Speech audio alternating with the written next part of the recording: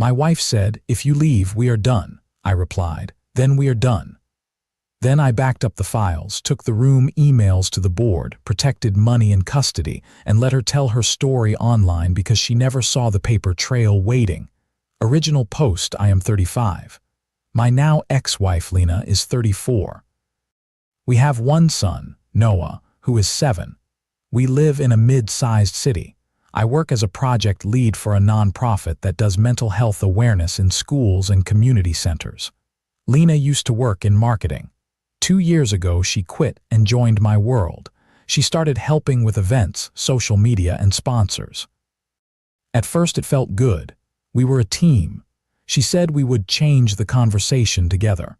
We hosted talks in libraries and church basements.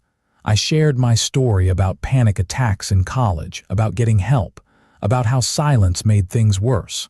The room was always quiet when I talked. People lined up to thank me after. Over time, Lena started talking more and I started talking less. She wanted a podcast, then a YouTube channel, then a retreat.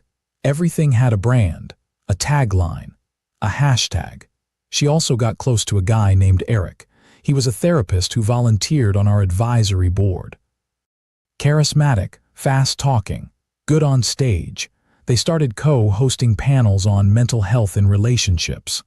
I did not think much of it at first. They had good chemistry on stage. People liked them. The first thing that felt off was a slide deck. We had a community talk at a local college. The topic was workplace burnout. I sent Lena my slides, simple things, statistics, a few stories.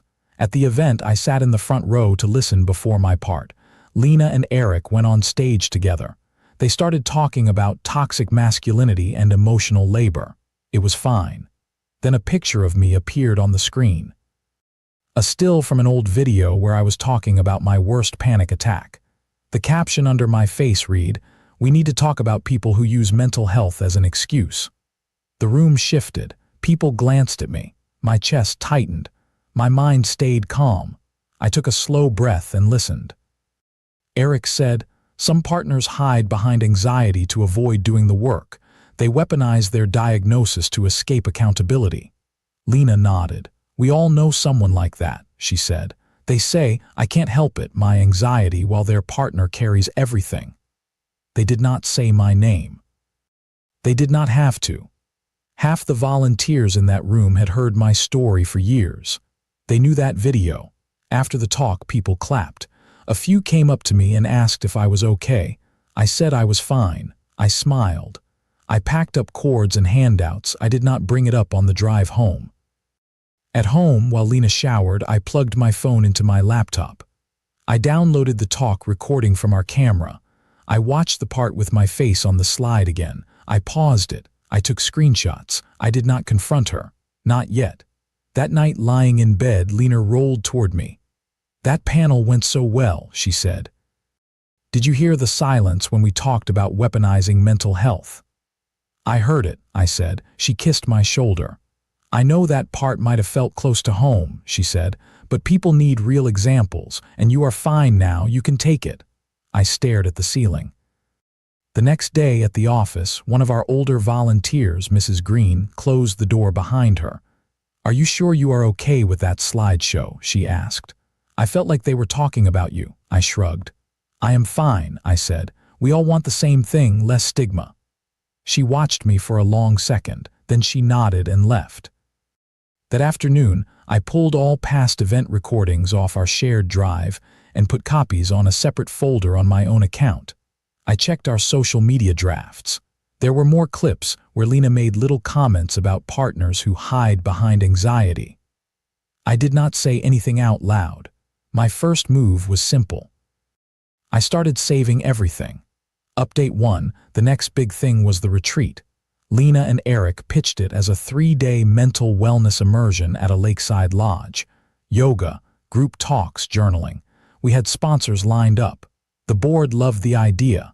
I was supposed to do 2 sessions about navigating panic attacks at work. Lena and Eric were doing most of the other sessions together. They wanted to stay at the lodge the whole weekend. Babysitting for Noah was set up with my sister. The first odd detail was the dates. The retreat was scheduled Friday to Sunday. The lodge invoice Lena emailed me showed rooms booked from Thursday to Monday. 2 extra nights, I asked once lightly. Why are there extra nights, I said. She did not look up from her laptop. Discount for a block, she said. We got a better rate that way. Some people may want to come early or stay late. Not a big deal. I nodded. Maybe it was nothing. But that night when she was in the shower, I checked the invoice again. Only 2 names were listed on the early and late nights, hers and Eric's. I took a screenshot, saved it. The second odd detail came 3 days before the retreat. I opened our nonprofit's email to send out reminder messages. In the sent folder, there was an email to the lodge manager from Lena's account.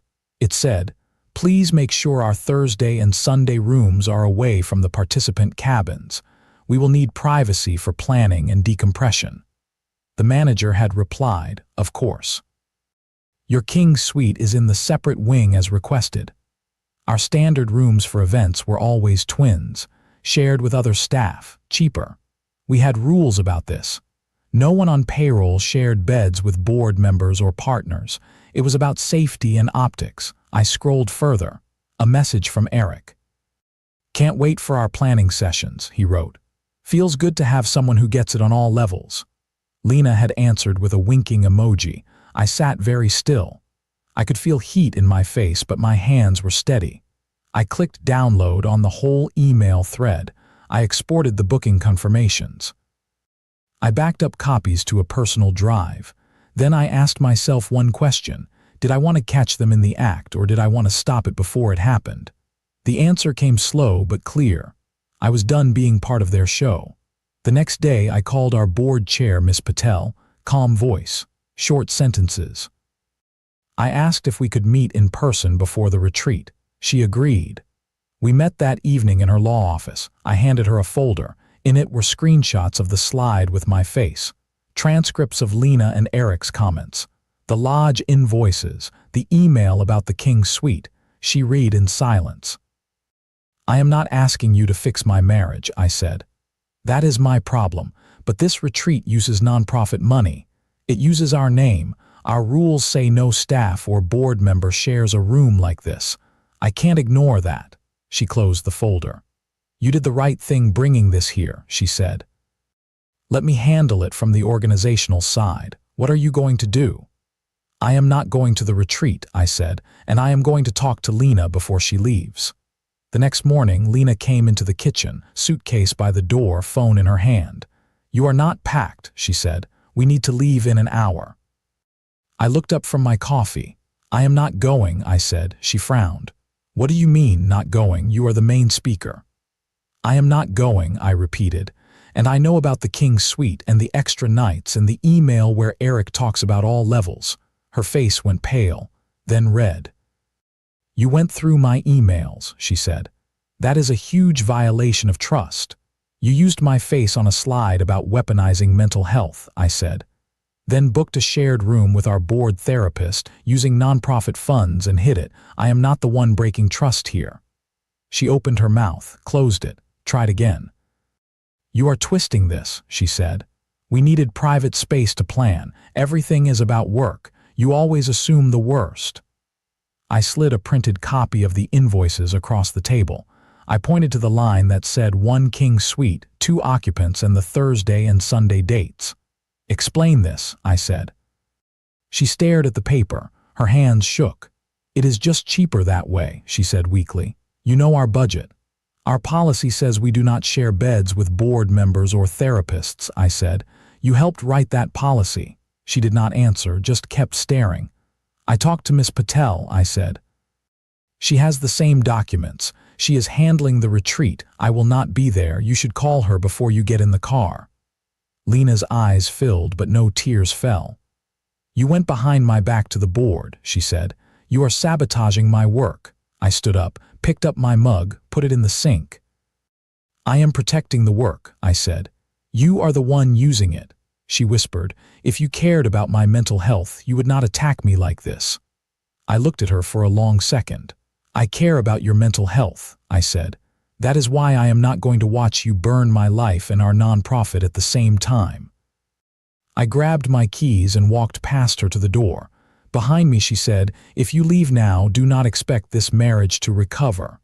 I did not turn around. "That is not a threat," I said. "It is a result." Then I left. Update 2: the retreat did not happen.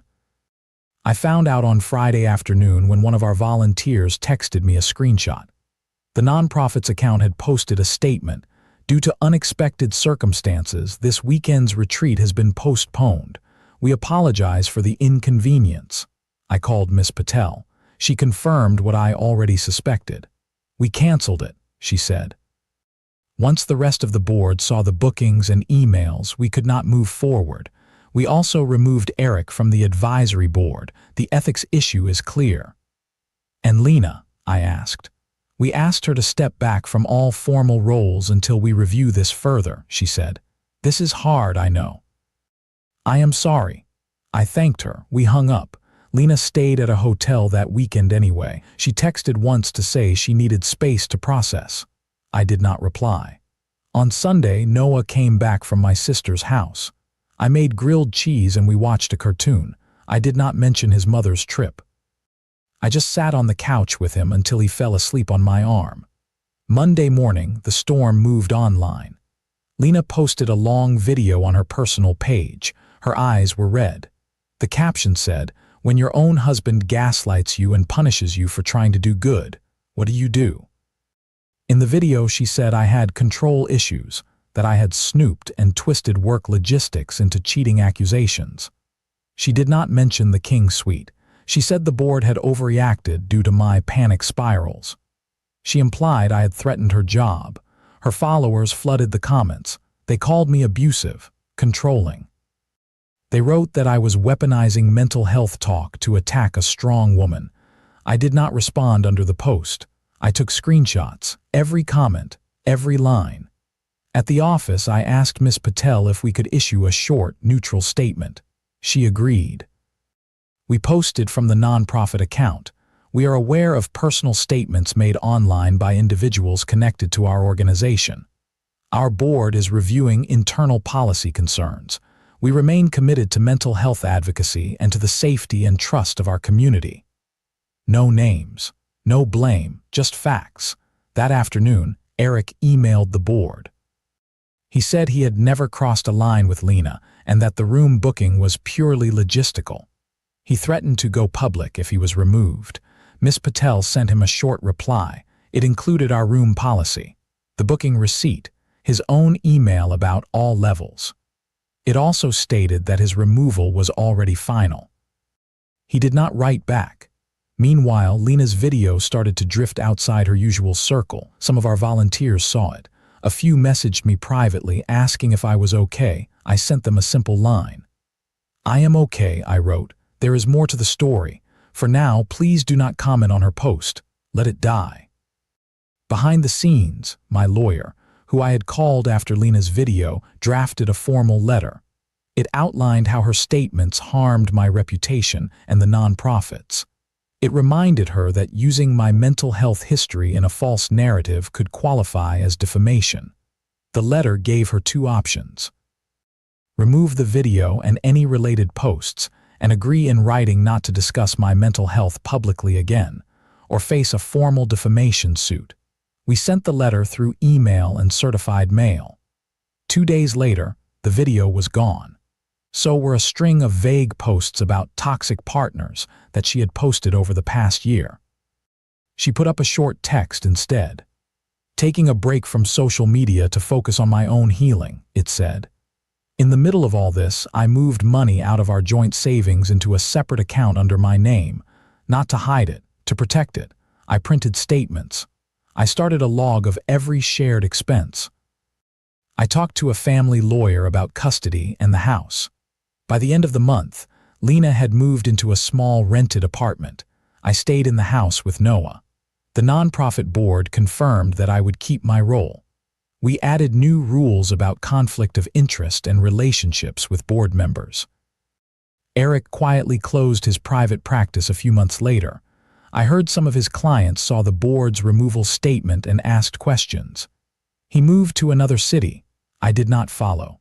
Slowly, my name and mental health story slid back to where they belonged, in workshops, in careful talks.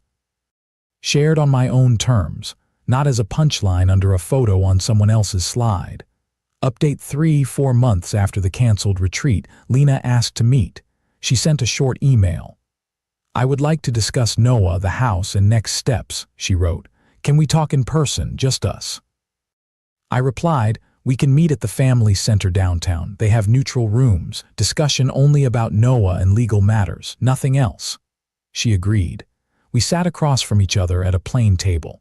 A staff member sat outside the glass door. Lena looked smaller, makeup light, clothes looser. She kept fiddling with the strap of her bag. "Thank you for coming," she said. I nodded. "We have 30 minutes, I said. "Let's focus on Noah and the house." She flinched at my tone. I did not soften it. She laid out her requests. She wanted 50-50 custody. She wanted to sell the house and split the money. She wanted to keep some of the event equipment because it was her idea. I listened, took notes. My answers were short. "Noah needs stability," I said. "He can stay in the house with me. You can have generous visitation. We can talk about overnights once he adjusts." She swallowed. "You are punishing me," she said softly, "for a misunderstanding." I looked at her. "You booked a hotel bed with our board therapist and used nonprofit money to do it," I said. "You used my panic attacks as content to talk about manipulative partners. Then you told thousands of people I was abusive when I called you out." "That is not a misunderstanding." Her eyes filled with tears. "I was under so much pressure," she said. "Eric made me feel seen. You were always so calm. I thought you did not care. I made mistakes. I know that now." I tapped my notes once. "Lena," I said, "I am not here to judge your feelings. I am here to make sure our son has a stable life. We can be civil co-parents. We will not be partners again." She stared at me for a long moment. "Do you still love me?" she asked. I paused. The honest answer formed, clean and light. "I care about you as Noah's mother," I said. "That is all I have left." She let out a breath that sounded like something breaking. "So that is it," she said. "Everything we did together. The talks, the videos, the late nights, all gone." "Those talks helped people," I said. "I am proud of that part, but the way you treated me and Maria and the work itself was not love. I am done living inside a story where I am the villain you need for content." We finished talking about schedules and the lawyer process. At the end, she reached across the table like she might touch my hand. I did not move. "Goodbye, Lena," I said. Then I stood up, walked out of the room. Left her sitting there, staring at the empty chair across from her. Final update: it has been a year. The divorce is finalized. We have a custody schedule that works. Noah stays with me during the week and with Lena every other weekend. We meet in public places during handoffs. Neutral. Short. Lena no longer runs events with our nonprofit. She tried to start her own healing collective online, but it never really took off. People in this city talk. A few screenshots travel a long way. Last I heard, she works part-time at a yoga studio and does freelance social media on the side. Eric is gone. He closed his practice and moved out of state.